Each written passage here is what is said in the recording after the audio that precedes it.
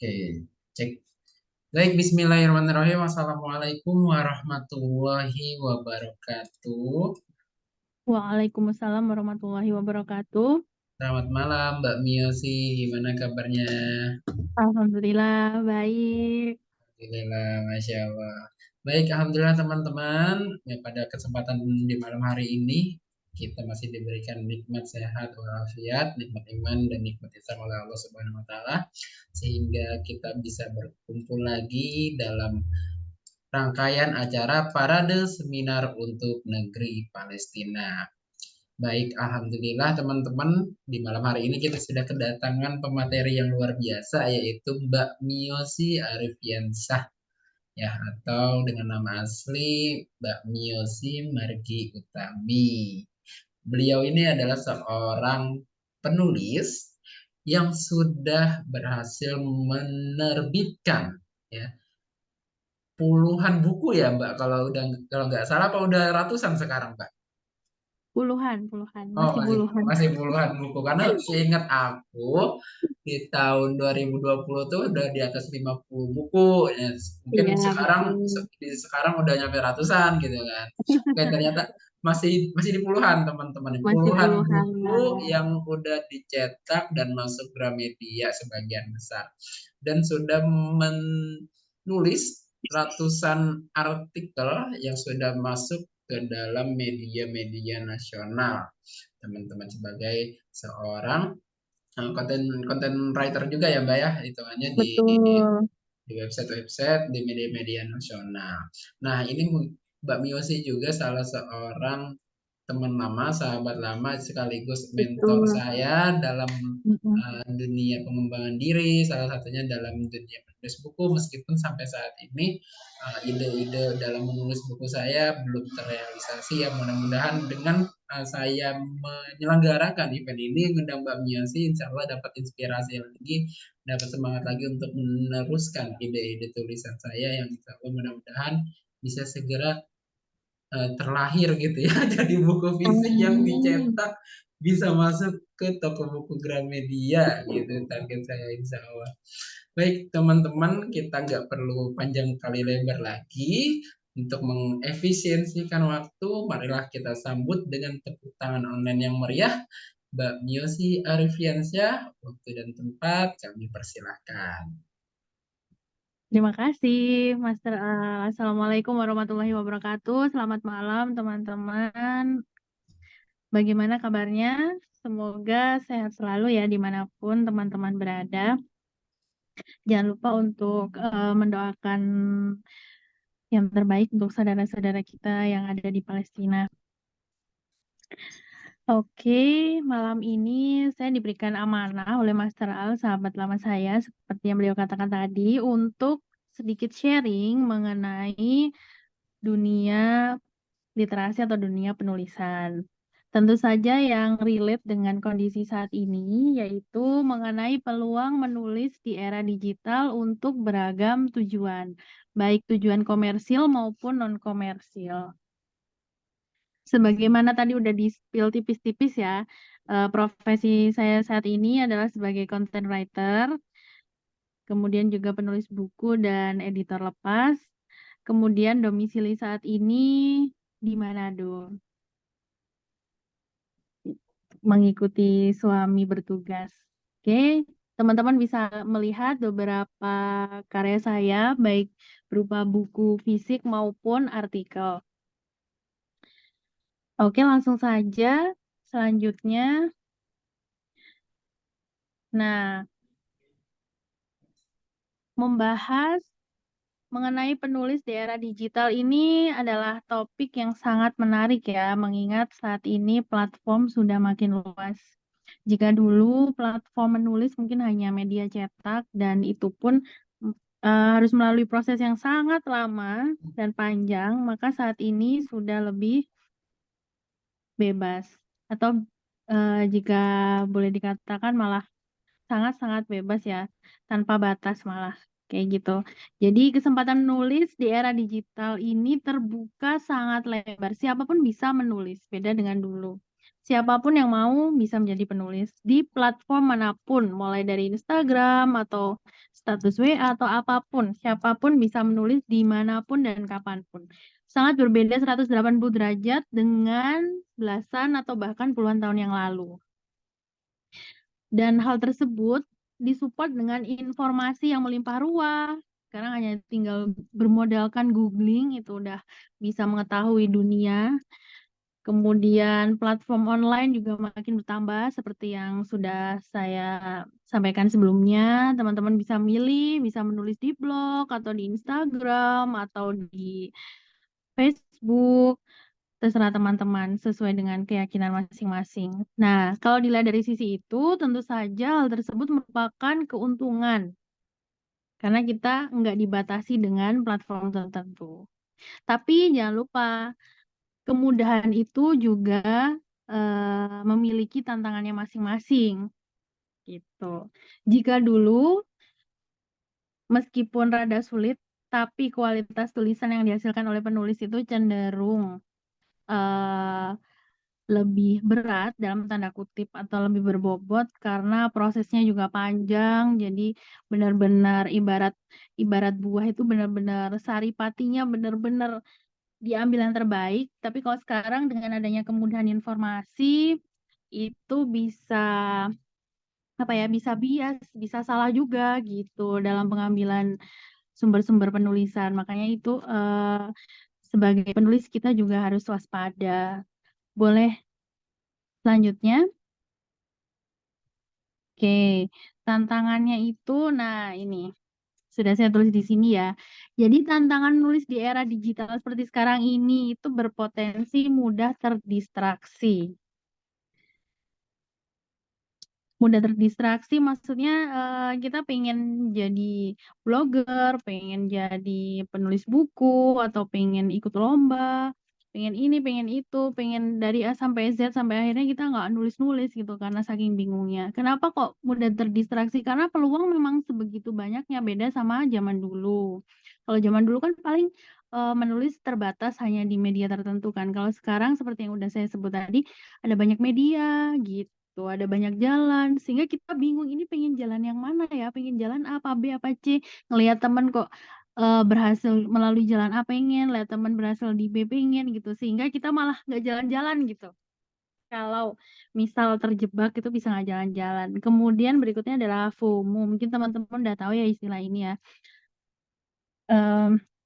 Jadi karena saking cepatnya informasi, atau boleh dikatakan tsunami informasi saking cepat dan banyaknya, kita berpotensi juga jadi FOMO gitu.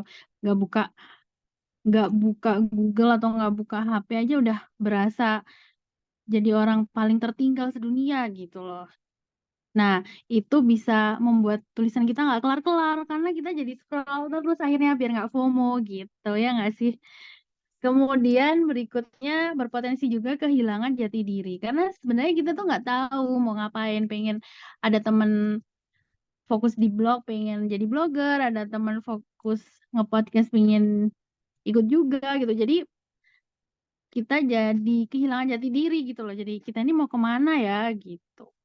Kemudian semuanya itu bisa membuat kita jadi stres pastinya ya. Karena gak ada yang kita hasilkan, udah terdistraksi, udah gak tahu mau jadi apa, akhirnya jadi stres malah gak menghasilkan karya satupun gitu. Jadi teman-teman di balik kemudahan pasti ada tantangan yang itu teman-teman harus waspadai. Oke, kita balik lagi ke kemudahan profesi penulis di era digital. Nah, sebenarnya ada banyak banget kalau teman-teman googling profesi penulis di era digital tuh ada banyak banget. Cuman di sini saya sarikan menjadi 10 jenis atau ragam profesi penulis di era digital. Mungkin teman-teman udah tahu ya, udah banyak yang tahu ya. Yang pertama ada blogger, content writer, UX writer, technical writer, social media writer, script writer, copywriter, ebook writer, website contributor, online media translator or editor. Mungkin teman-teman banyak yang udah tahu lah istilah-istilah ini, saya yakin gitu. Next, coba kita bahas satu-satu ya, secara cepat. Kayaknya terlalu cepat itu. Yang nomor 1, blogger. Nah, ini. Ya, nomor 1, blogger. Oke, di bawahnya. Scroll ke bawah. Oh, oke, ya. Yang pertama, blogger. Blogger ini pastinya sudah sangat familiar ya buat teman-teman ya. Blogger itu dapat duit bisa dari ikut lomba, content placement, atau menulis review di blog atas permintaan atau perintah klien. Bisa juga menggunakan blog sebagai media promosi produk teman-teman. Nah, tulisan-tulisan di sebelah ini adalah contoh content placement yang ada di blog saya, miosiarifiansyah.com yang ini. 5 olahraga termahal sama Ruci Kapifat Taner. Nah, ini teman-teman mungkin melihat perbedaannya ya. Kalau yang pertama, yang 5 olahraga termahal itu sifatnya content placement. Jadi saya dikasih tulisan yang memang udah ada, udah di sononya dikasih tulisan. Tulisan itu tinggal saya posting aja gitu. Jadi tulisannya itu ibaratnya hanya dititipkan di blog saya untuk diposting gitu. Materi tulisannya sendiri udah ada dari klien gitu. Bila pun saya edit, paling edit apa secara teknisnya ya, edit KBBI-nya kayak gitu-gitu. Cuman isi kontennya tetap gak berubah sesuai dengan yang dikirim oleh klien. Makanya bahasanya sedikit berbeda kan, antara yang pinggir yang 5 olahraga termahal bla bla bla sama Rucika pipa air tahan banting sedikit berbeda. Sedangkan kalau yang di tengah itu saya mereview berdasarkan pengalaman pribadi. Jadi saya kayak nge-endorse gitu sih, cuman ini berupa tulisan gitu. Makanya bahasanya lebih nyantai karena ini memang didasarkan pada pengalaman pribadi gitu. Memang harus merasakan dulu ya kayak nge-endorse gitu lah ya, kayak nge-endorse tapi ini berupa tulisan gitu. Kemudian kalau di pinggir sendiri itu contoh pada saat menang lomba. Jadi teman-teman juga bisa menghasilkan uang dari blog itu dengan mengikuti lomba blog. Kalau sekarang kan banyak banget ya. Bisa teman-teman pilih mana yang sekiranya sesuai dengan minat teman-teman. Berikutnya, nah ini content writer. Content writer ini di era digital super duper mainstream. Kalau teman-teman mencari lowongan content writer itu banyak banget. Mulai dari yang bayarannya tidak manusiawi sampai yang sangat manusiawi. Saking banyaknya. Jadi sangat banyak. Bahkan kalau boleh dibilang ya, antara content writer sama book writer, kalau untuk saat ini lebih populer content writer. Karena kan media digital udah berkembang sangat pesat ya. Gitu. Jadi orang-orang berlomba-lomba untuk punya website gitu. Nah, siapa yang mengisi websitenya perusahaan atau startup atau personal atau perseorangan atau perusahaan? Ya pastinya orang-orang yang disebut dengan content writer ini kan, gitu. That's why permintaan content writer di zaman sekarang itu sangat banyak. Jadi teman-teman mungkin bisa nyoba. Ini yang paling-paling realistis untuk saat ini ya. Kalau teman-teman baru mulai nyemplung di dunia penulisan, mungkin bisa nyoba eh, bisa mencoba lowongan sebagai content writer. Mulai mulai aja dulu dari yang sederhana-sederhana dulu, dari yang menawarkan fee nggak terlalu besar, hitung-hitung menambah portofolio gitu sampai nanti yang fee-nya sesuai dengan skill kita gitu. Nah, ini contohnya, contoh dari content writer yang saya lakukan. Waktu itu saya bekerja sama dengan Risala Branding,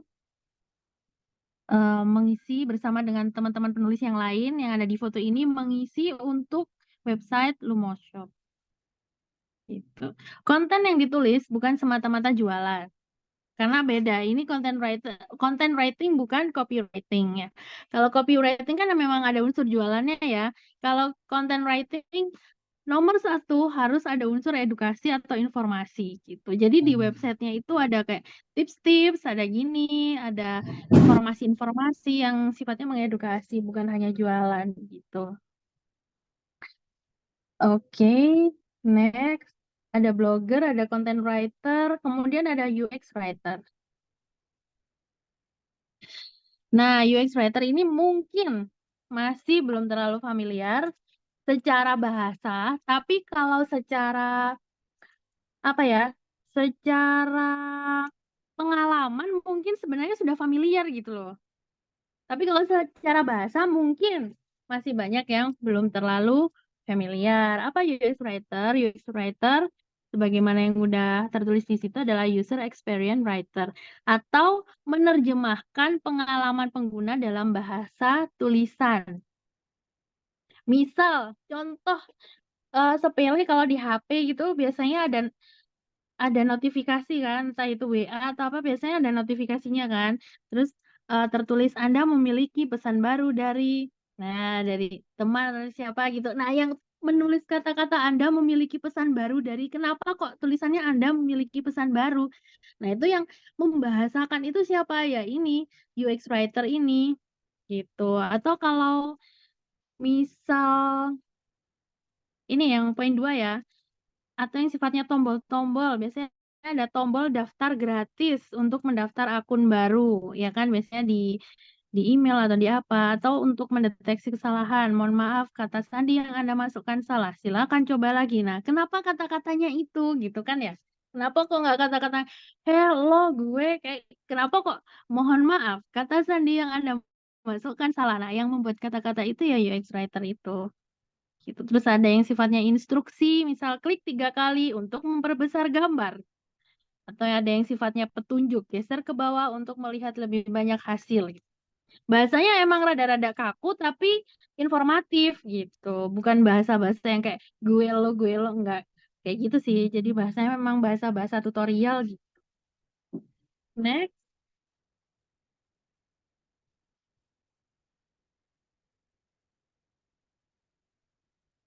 Nah, ini mirip-mirip nih. Kalau tadi UX writer, kalau yang ini technical writer. Technical writer itu tugasnya memberikan informasi teknis dengan jelas akan produk atau jasa kepada pengguna. Contoh paling gampang, kita beli AC pasti ada bukunya kan ya, buku petunjuk gitu. Nah, siapa yang nulis buku petunjuk gitu? Yang nulis dalam bahasa Indonesia atau bahasa Inggris atau mungkin bahasa Arab, ya ini yang dinamakan technical writer ini. Bahasanya kan nggak mungkin yang mendayu-dayu kan biasanya ya di buku petunjuk. Bahasanya biasanya lugas kayak gitu. Atau petunjuk pemakaian skincare atau obat-obatan beserta kontraindikasinya. Siapa yang menulis itu gitu, yang bahasanya kayak gitu, yaitu yang disebut dengan technical writer.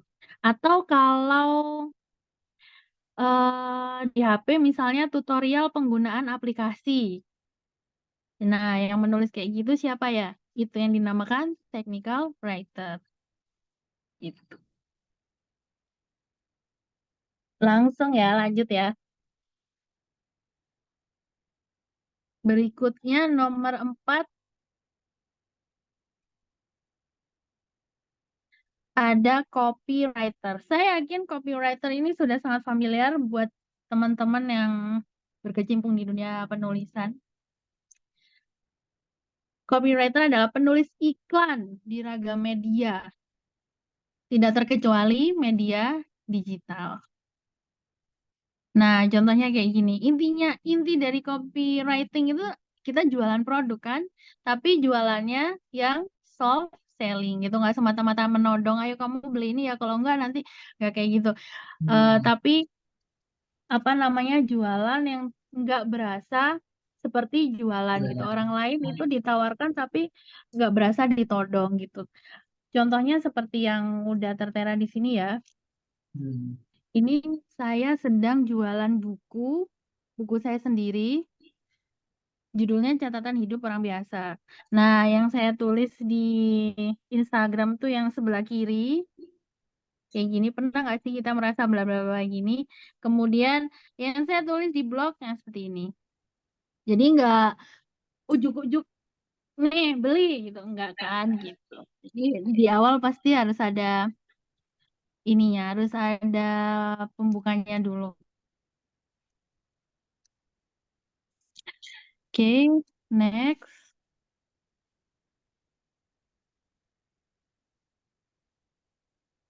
Nah, scriptwriter. Kalau dulu mungkin scriptwriter atau penulis naskah itu identik sama sinetron, film gitu ya, pokoknya yang tampil di TV gitu kan. Nah, kalau sekarang ini di era digital ini lebih luas yang disebut dengan scriptwriter, nggak terbatas pada tayangan televisi seperti sinetron atau FTV atau apalah namanya ya. Tapi bisa juga skrip untuk podcast, untuk vlognya orang, atau untuk YouTube, bahkan untuk live on Instagram, live on TikTok, apapun yang ada hubungannya dengan informasi kepada orang lain gitu. Karena kan nggak semua orang tuh bisa eh, membuat tulisan secara runtut ya Hmm, gitu.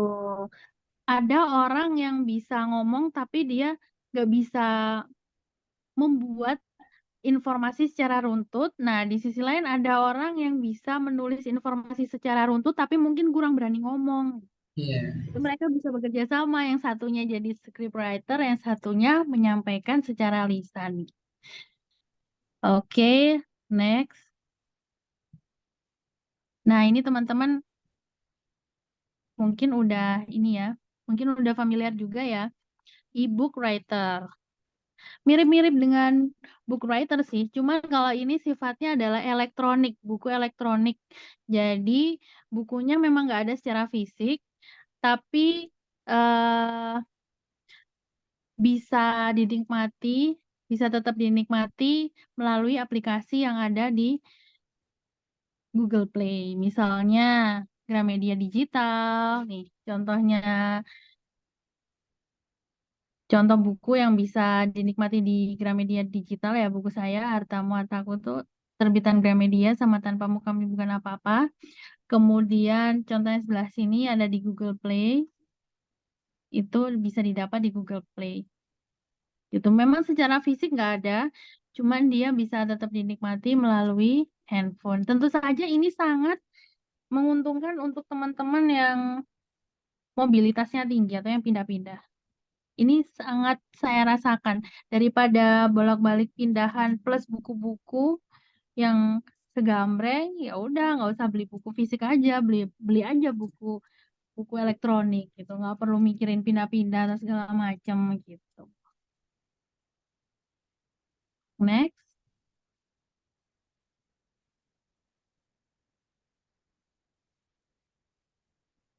Nah, berikutnya ada website kontributor. Sebenarnya ini mirip-mirip dengan content writer tadi sih. Cuman kalau content writer itu ditarget ditarget. Jadi sehari harus menulis berapa artikel gitu. Ini berdasarkan pengalaman saya ya. Hmm, Sedangkan kalau website kontributor itu kita lebih bebas. Kita mau nulis, tinggal nulis, terus kirim. Kalau misalkan sesuai dengan websitenya, ya udah tayang. Kalau nggak sesuai, nggak ditayangkan gitu. Jadi suka-suka kita gitu. Kalau teman-teman berjiwa bebas dan nggak suka diatur-atur, mungkin bisa menjadi website kontributor. Ketimbang menjadi content writer yang ditarget sehari harus berapa tulisan gitu. oh, iya. Jadi ini lebih bebas gitu. Contohnya adalah ini. 7 fakta menarik Formulir Pena Jepang. Ini tulisan saya di di website FLP. Oke. Ya, yang alhamdulillah menjadi nomor 1 di Google. Next. Nah, ini contoh beberapa website yang memberikan kompensasi berupa cuan untuk kontributor yang bisa teman-teman coba gitu. Banyak sih kalau kalau sekarang mah banyak banget udah. Seperti yang saya bilang tadi, malah kalau apa namanya? malah kita bingung gitu loh mau pilih yang mana saking banyaknya. Next.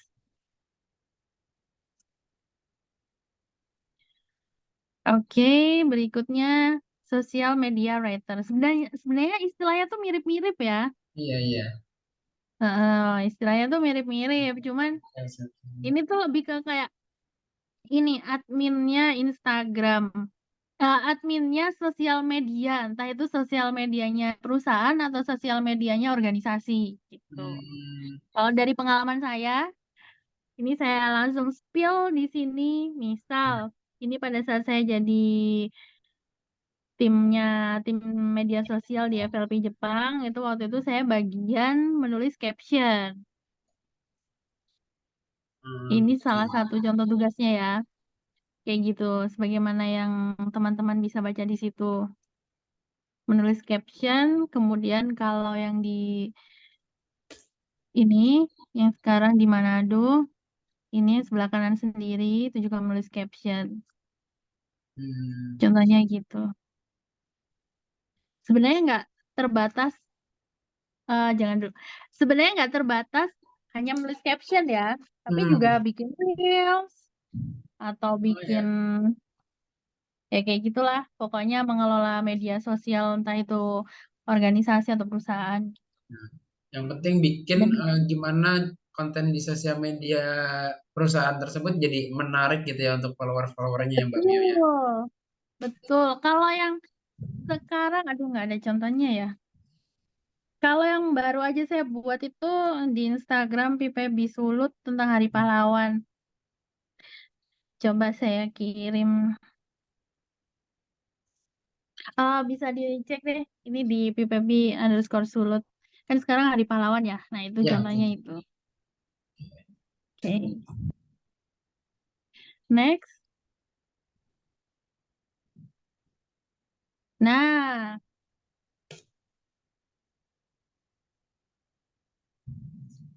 dengan banyaknya ragam profesi penulis di era digital, mungkin teman-teman bingung ya. Kadang merasa bingung ini aku mau fokus kemana ya gitu. Nah, biar nggak terdistraksi, mungkin teman-teman bisa memilih memilih dengan mempertimbangkan 5 hal berikut ini. Yang pertama, bidang yang teman-teman sukai. Di antara sekian banyak bidang, pasti ada satu atau dua yang paling teman-teman sukai. Itu bisa jadi pertimbangan gitu. Mau fokus ke situ atau condong ke situ. Kemudian pertimbangkan juga latar belakang. Latar belakangnya teman-teman. Misal teman-teman tuh suka masak. Oh, mungkin bisa nulis hal-hal yang tentang tips masak atau kuliner atau review-review makanan kayak gitu. Kemudian bisa menyesuaikan juga dengan karakter teman-teman. Teman-teman suka di belakang layar atau suka di depan layar. Kalau teman-teman nggak suka terlihat atau lebih suka di belakang layar, mungkin pilihan menjadi penerjemah atau menjadi editor atau menjadi scriptwriter, pokoknya orang-orang yang di belakang layar, bisa juga media sosial writer yang cuman tulisannya doang yang nongol atau jadi content writer itu bisa jadi pilihan gitu. Sementara kalau teman-teman tuh suka show off, suka hahi atau suka tampil, mungkin bisa menjadi penulis aktif di medsos gitu, yang di medsos teman-teman sendiri pastinya gitu, mengelola mengelola apa? Mengelola Instagram teman-teman sendiri kayak gitu. Kemudian pertimbangan keempat, pikirkan juga hal yang saat ini sedang populer. Saat ini yang paling populer apa sih gitu. Tentu saja ini sifatnya hanya sebagai pertimbangan ya, bukan harus harus dipilih, bukan ya. Kemudian yang terakhir, bidang yang paling teman-teman kuasai itu yang mana?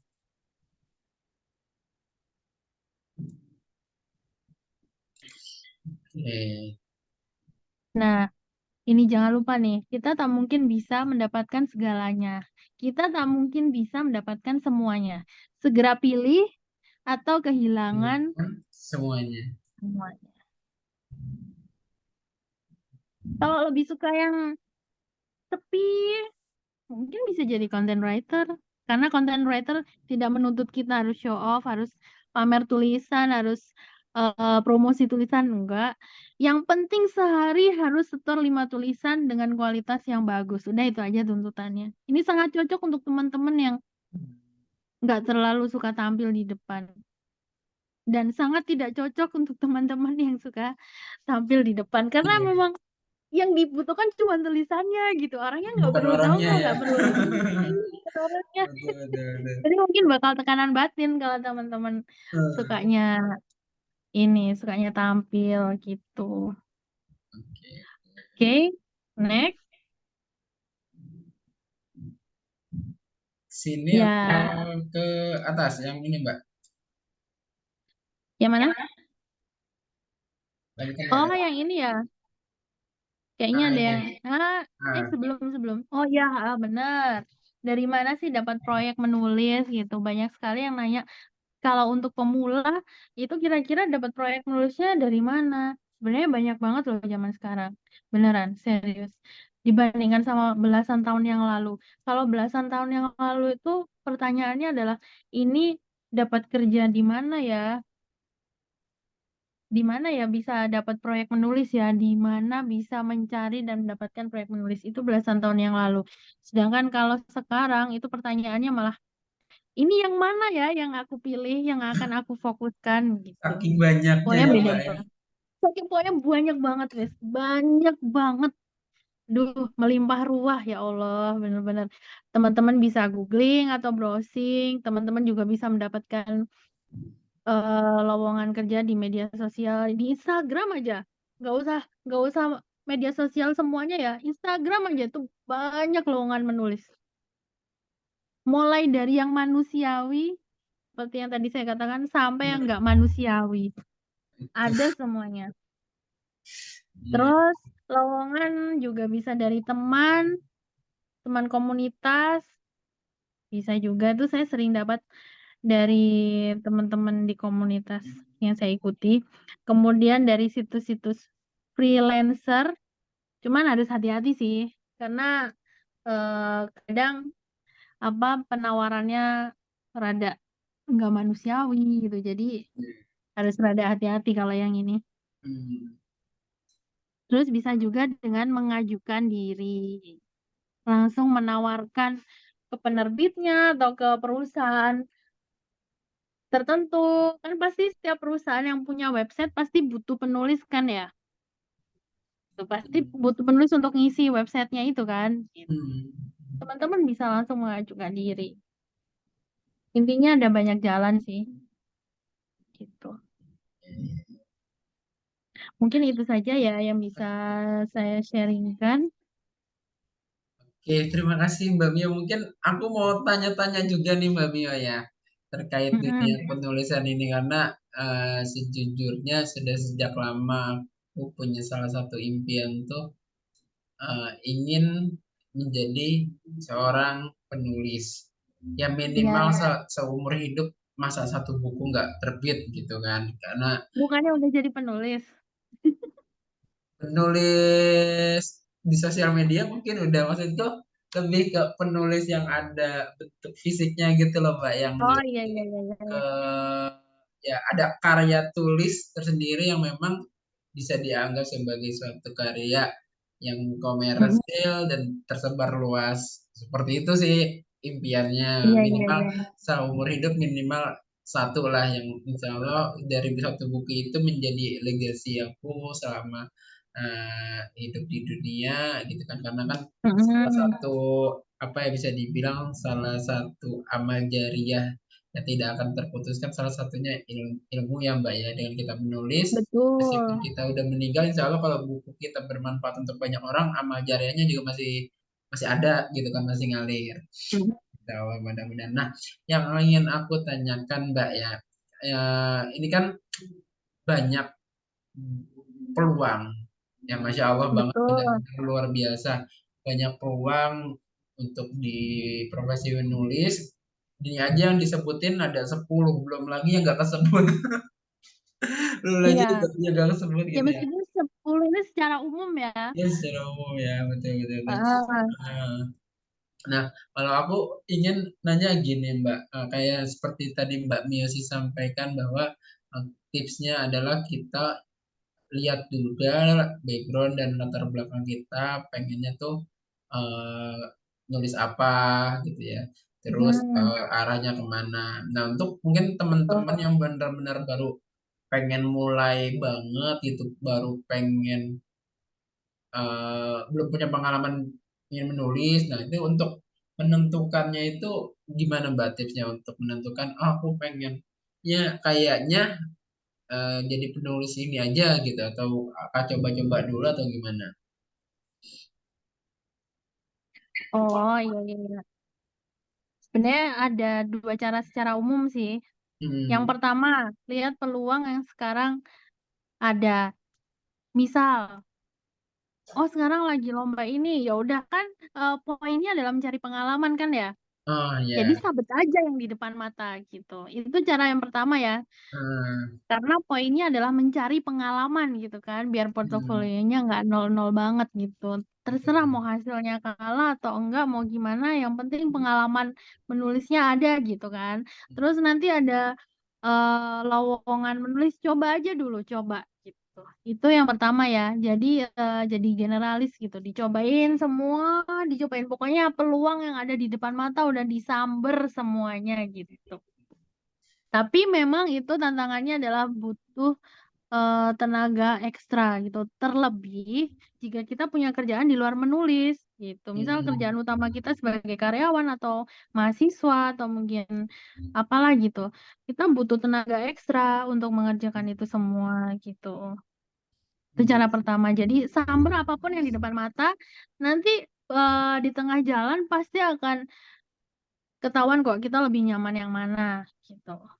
Atau cara yang kedua, kita langsung eh, memutuskan mau pilih yang mana ya kira-kira. Di antara semua bidang menulis, pasti, saya yakin pasti ada kok yang benar-benar kita banget, yang benar-benar membuat nyaman. Contohnya aku pribadi deh, aku pribadi lebih nyaman jadi content writer Hmm. gitu. Karena aku pikir dulu yang namanya book writer itu cuma nulis buku udah gitu kan. Ya. Ternyata harus yang apa namanya? Harus yang ya rada-rada narsis gitu di medsos gitu kan ya untuk Ya ya. mempromosikan bukunya untuk ini. Nah, Betul. itu terus terang saja kurang sesuai dengan karakterku gitu loh yang ya introvert gitu kan. Introvert gitu ya. Nah, aku aku pribadi lebih cocok sebagai content writer gitu. Udahlah duitnya pasti, Iya. duitnya pasti ya pokoknya ini apa per artikel dibayar berapa gitu kan. Tinggal Ah, pilih aja yang manusiawi gitu. ah, Terus wajah kita nggak perlu terekspos karena cuma tulisan doang. Udah itu cocok banget buatku gitu. Tapi kalau untuk temanku yang lebih suka tampil mungkin kurang cocok gitu. Dia hmm. memang lebih suka yang harus berbagi ini, terus harus promosi gini-gini. Mungkin dia lebih cocok yang seperti itu. Saya yakin kok, pasti teman-teman tuh eh ada kecenderungannya gitu. Jadi mungkin untuk membantu bisa memilih dua cara tadi. Yang pertama, sahabat apa aja yang ada di depan mata, nanti seiring dengan berjalannya waktu, pasti akan tahu cenderungnya di mana, kecondongannya di mana, atau memang menentukan dari awal. Apakah kita tipe yang pemalu, bukan pemalu ya, bukan pemalu, maaf, maaf. Karena introvert beda sama pemalu, bukan. Maksudnya kita nyamannya tuh yang suka koar-koar terus tiap hari terus suka menampilkan diri atau gimana suka tampil apa kita lebih suka yang karya kita aja gitu. Hmm. Mungkin teman-teman bisa ini bisa bertanya kepada diri sendiri gitu. Dan menurut saya apapun karyanya itu layak disebut penulis. Kalau toh nggak ada karya secara fisik, itu menurut saya tetap bisa disebut penulis apalagi zaman sekarang, zaman digital. Gitu memang udah bergeser gitu. Kalau dulu Benar-benar yang ya. disebut penulis harus banget punya Ke buku. Kalau buku sekarang gitu mah ya. enggak. Orang teman-temanku penulis buku aja pada beralih ke Ke jadi yang apa? digital ya. Iya, udah beda sih sekarang Oke, oke. gitu. Nah, Mbak, aku mau tanya lagi nih, Mbak. Kalau kayak tadi kan Mbak Nyusi juga tuh bilang bahwa banyak yang penulis buku cetak gitu sebelumnya terus beralih ke yang media-media digital.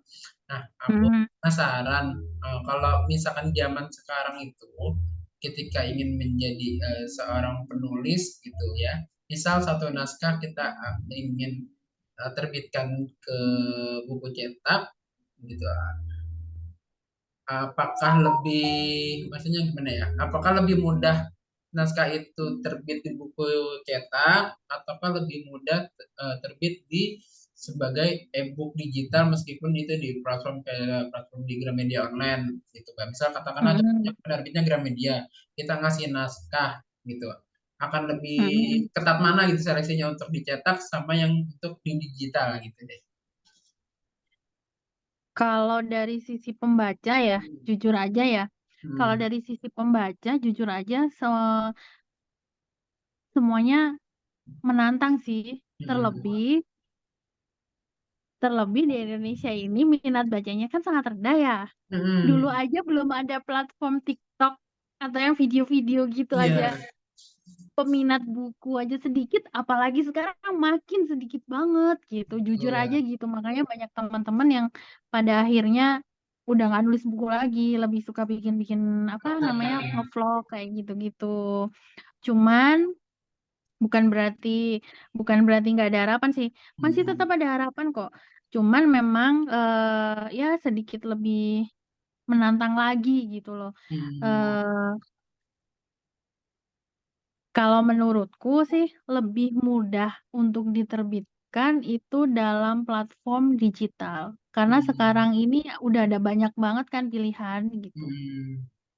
Tinggal mau pilih yang mana gitu. Bahkan kalaupun kita mau menerbitkan ke penerbit yang indie juga udah mulai banyak kan eh, yang apa menawarkan platform-platform digital Digital kayak gitu. gitu. Gak harus di mayor gitu. Misalnya target kita harus segera terbit. Nggak Iya. usah di mayor juga nggak apa-apa. Sekarang juga bisa kalau naskahnya udah ada gitu.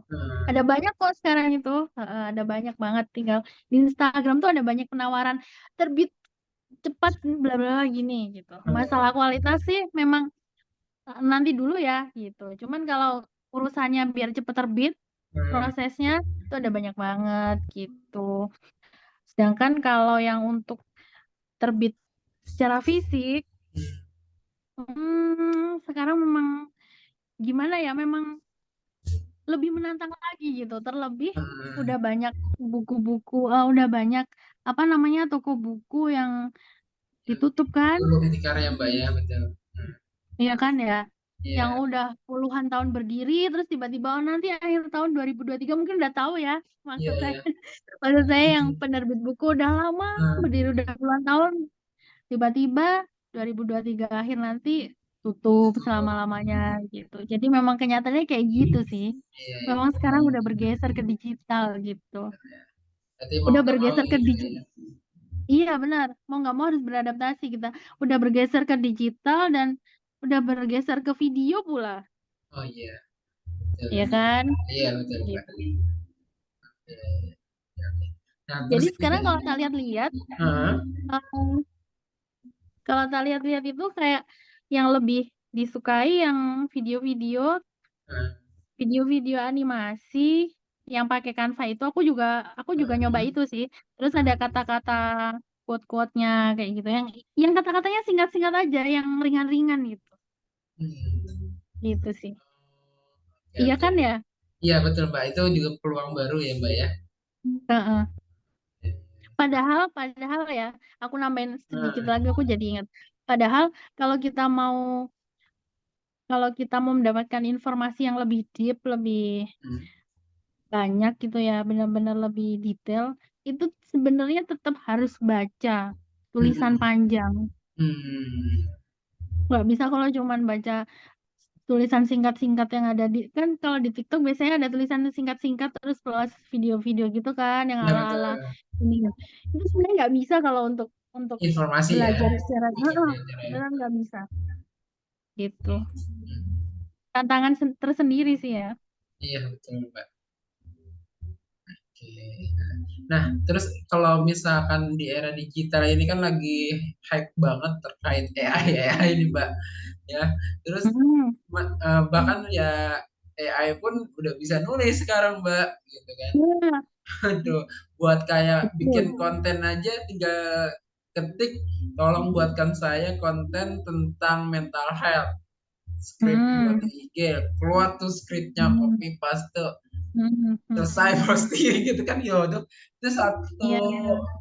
satu tugasnya content writer sudah terambil sama AI. Nah, terus gimana ya Mbak supaya mungkin teman-teman yang eh, pengen jadi seorang writer, entah di writer bidang apapun gitu ya, dan ini Hmm. kan tetap bisa bersaing dengan adanya AI ini, Mbak.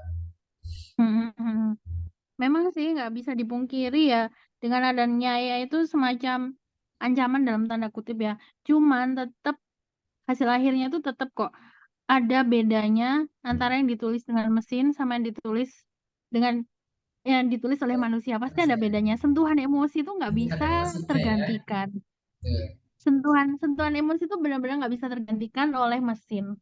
Jadi kalau aku pribadi nganggapnya AI itu ya kayak Google aja, membantu Oh, membantu mencari informasi gitu. Tapi kalau untuk prosesnya tetap nggak bisa kita serahkan gitu aja gitu. Karena beda banget udah pasti. hmm, Udah pokoknya beda banget deh.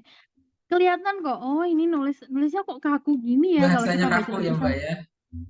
Ini tulisannya kok kaku gini ya, kok kayak nggak nyampe ke hati ya, pokoknya beda. AI biar gimana nggak bisa menulis secara yang melibatkan emosi gitu, menulis dari hati itu nggak bisa. Tetap tetap eh, tulisan yang dibuat oleh manusia tetap yang lebih apa ya, lebih menyentuh gitu, lebih kena gitu. Ada tetap ketika baca tuh, ketika kita membaca tulisan manusia tuh ada kayak semacam feel-nya tersendiri ya Mbak ya. Betul. Ada rasa, ada getaran energinya lah yang tertuang dalam Betul. tulisan. Jadi menurutku teman-teman gak usah merasa terancam sih dengan adanya AI. Justru bagus karena bisa membantu mencarikan gitu kan. Kayak Hmm, Google aja gitu bisa membantu ya. mencarikan atau bisa mempermudah kita kayak gitu mencari referensi kayak gitu. Hmm. Eh, untuk mencari-cari ide juga bisa kita pakai ya Mbak. Misal kalau kita lagi nulis sesuatu, ternyata stuck gitu idenya. Boleh Hmm, tanya-tanya ke AI untuk mancing-mancing idenya juga bisa ya Mbak ya. betul, betul. Betul banget. Oke. Aduh, Tinggal Mbak. eksekusi nih. Iya, iya, ya, Masya Allah ya Mbak ya, dunia penulisan ini berarti dapat kita simpulkan seiring berkembangnya zaman, meskipun Mm-mm. teknologi semakin canggih, insya Allah sebagai seorang penulis ini nggak akan tergantikan oleh mesin, dan eh, selama kita masih bisa beradaptasi gitu ya, namanya nulis itu nggak hanya Betul. sekedar di buku sekarang medianya, tapi ya bisa Iya, benar di banget. media-media digital. Apapun Mm-mm. itu bentuknya, mulai dari sosial media, artikel, website, blog, dan lain-lainnya. Jadi peluangnya itu malah bukan tertutup, malah semakin lama kayaknya akan semakin banyak, insya Allah ya Mbak. Benar banget. Masya Makanya Allah. tantangannya itu tadi ya, jangan sampai Hmm, terdistraksi itu. iya Karena peluangnya betul. banyak ini. Ya karena saking banyaknya kadang malah ke distract, bingung mau milih yang mana, akhirnya nggak milih yang Nah, mana-mana. betul. Iya. Sama kayak quotes terakhirnya Mbak Mio nih. Kayaknya relate juga buat saya dari quote terakhirnya tadi. Apa tadi? Kita tak mungkin bisa mendapatkan segalanya, segala pilih pilih atau kehilangan semuanya. Waduh, Masya Allah banget. Benar. Punya pilihan, kita Apalagi kalau terus. teman-teman pekerjaan utamanya bukan nulis ya, misal Nah, karyawan gitu. Udah nggak mungkin itu kita mau jadi content writer, mau jadi ini, mau jadi itu. Harus pilih, aduh, udah harus pilih. harus pilih mau jadi orang yang mungkin kerjanya secara lepas, bebas dengan Mm-mm. karya di bidang apa aja, ataukah memang Iya, merasa nyaman, oh sebagai karyawan aja yang udah pasti dapat setiap bulan betul, segini betul cuannya gitu banget. kan. Tapi kan kalau misalnya jadi penulis kayak gini kan waktu kita mungkin bisa kita handle sendiri, kita atur, kita atur sendiri jam kerjanya, terus peluangnya lebih Bener, banyak dan gak jarang malah secara uang jauh lebih besar daripada kerja di korporat ya Mbak ya untuk penulis ini. bener, bener. Aduh, Masya Allah. Kalau emang Alhamdulillah. rezekinya di situ pasti. Ya, Terus cuma ini sih berhubung aku nomaden ya, hmm. jadi sangat diuntungkan banget gitu.